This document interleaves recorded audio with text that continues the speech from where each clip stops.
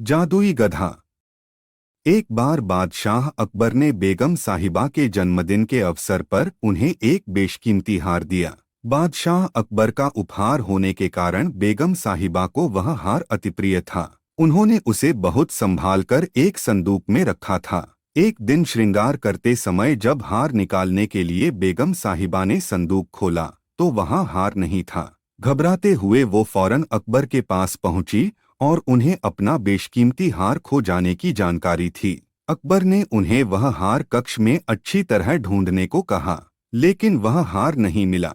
अब अकबर और बेगम साहिबा को यकीन हो गया कि हो न हो उस शाही हार की चोरी हो गई है। अकबर ने तुरंत बीरबल का बुलावा भेजा और सारी बात बताकर शाही हार खोजने की जिम्मेदारी उसे सौंप दी। बीरबल ने बिना देर किए राजमहल के सभी सेवक सेविकाओं को दरबार में हाजिर होने का फरमान जारी करवा दिया। कुछ ही देर में दरबार लग चुका था।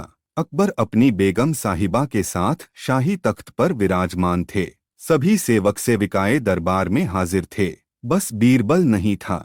सब बीरबल के आने का इंतजार करने लगे, लेकिन 2 घंटे बीत जाने पर भी बीरबल नहीं आया। बीरबल की इस हरकत पर अकबर आगब बूला होने लगे।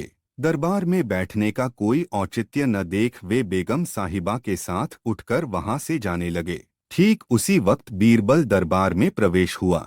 उसके साथ एक गधा भी था।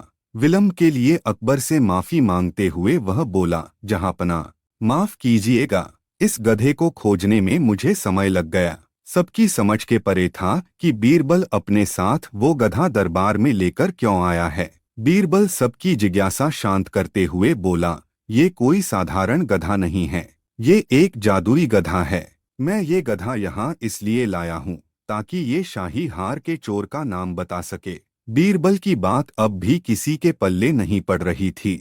बीरबल कहने लगा, मैं इस जादुई गधे को पास ही के एक कक्ष में ले जाकर खड़ा कर रहा हूँ। एक एक कर सभी सेवक सेविकाओं को उस कक्ष में जाना होगा और इस गधे की पूंछ पकड़कर जोर से चिल्लाना होगा कि उसने चोरी नहीं की है।